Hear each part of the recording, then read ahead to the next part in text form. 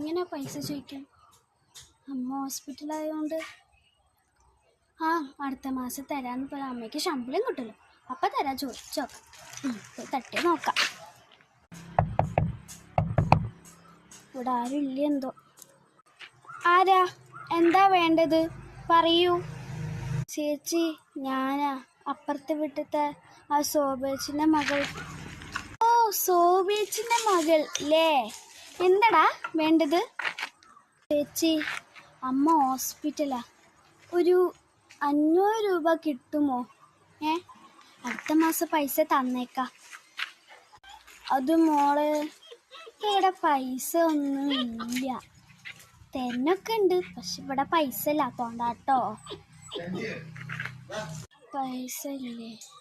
ഒരു 100 രൂപ എടുക്കാൻ കാണോ ചേച്ചി?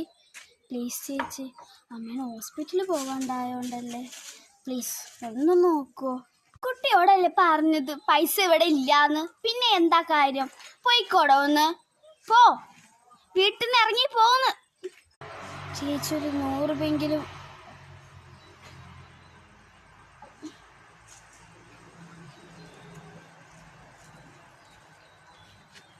പൈസ ചോദിച്ചു വന്നിക്കണത്. ഓളച്ഛനും അമ്മേനെ ഹോസ്പിറ്റലാക്കണമെങ്കിൽ എന്തിനാ എൻ്റെ അടുത്തൊന്ന് ചോദിക്കണം? വല്ലാതെ സ്വഭാവം തന്നെ. അമ്മേ, എന്തിനാ ചേച്ചിനോട് പൈസ ഇല്ലാന്ന് പറഞ്ഞത്? പാവില്ല ചേച്ചി. അമ്മയ്ക്കൊരു അസുഖം വന്നപ്പോൾ എൻ്റെ കയ്യിൽ പൈസ ഇല്ലാത്ത ആ ചേച്ചിനെ ഇന്നലെ ഞാൻ പോയി കട വാങ്ങിയത്. പിന്നെ എന്താ ചേച്ചിക്ക് കൊടുക്കായിരുന്നു? അമ്മ ഇങ്ങനൊന്നും കാട്ടരുതേ. അമ്മയല്ല പറഞ്ഞ ആര് ചോദിച്ചാലും പൈസ കൊടുക്കണമെന്ന്. ലാസ്റ്റ് അമ്മ തന്നെ ഇങ്ങനെ പറയേ. അതെ, നിന്റെ ഫ്രണ്ട്സിന് മറ്റവർക്ക് സഹായിക്കും. ഇവിടുത്തെ ഈ ശോഭ ഉണ്ടല്ലോ, അവളൊന്നും ഇതില്ലാത്തോളാണ്. ഇപ്പം ലാസ്റ്റ് പൈസ ചോദിച്ചെൻ്റെ അടുത്ത് വന്ന ഞാൻ എന്താ കാട്ടേണ്ടത്? നീ പോ, വെറുതെ പോയി പഠിക്കാൻ നോക്ക്, പൊടി. ആ ചേച്ചിൻ്റെ കയ്യിലെ പൈസ ഇല്ലാന്ന് പറഞ്ഞു. ഇപ്പം എന്താ കാട്ടുക? മിന്നുനൊന്ന് വിളിച്ചോക്ക്, ഓളയിൽ പൈസ ഉണ്ടാവും.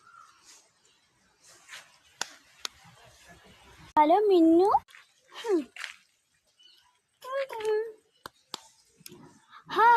ഹലോ, പറയാ അഞ്ജു. എന്തേ മിന്നു? ഹലോ. മിന്നു, നിൻ്റെ പൈസ എടുക്കുക കാണോടി?